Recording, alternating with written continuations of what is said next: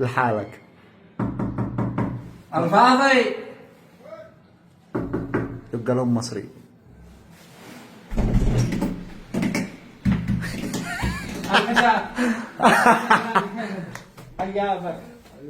احنا الان مع اجمل شخص، حبيبي يا مصطفى.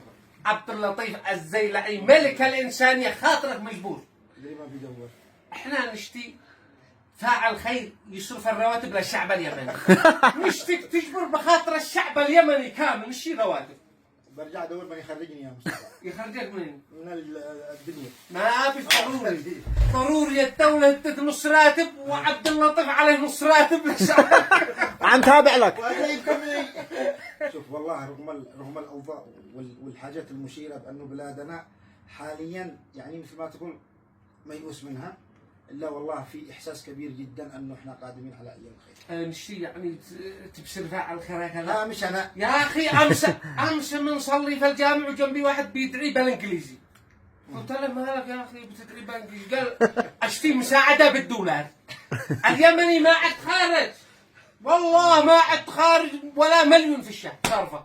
المديونين ليش ما تلتفتوا الى المديونين؟ عادهم خرجوا قبل امس 739 من سجن الحديد. الله. يعني خرجوهم ما شاء الله الشيخ علي ناصر ما قصرش. أه؟ فيعني هذه الامور هي مش ضروري تنشر وكذا وهكذا. يعني يمكن ما حد داري بالموضوع هذا بالمره.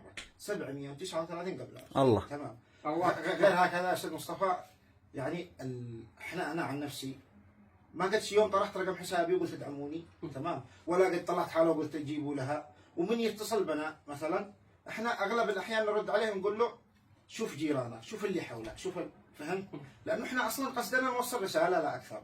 يعني انت الان تقدر انك يعني تعمل عمل خير او تقدر انك تكون سبب في فعل الخير من دون ما يكون معك فلوس، بكلمه، بصوره، برساله، بتوجيه، حتى بابتسامه. صحيح. تمام. ابتسم امانه.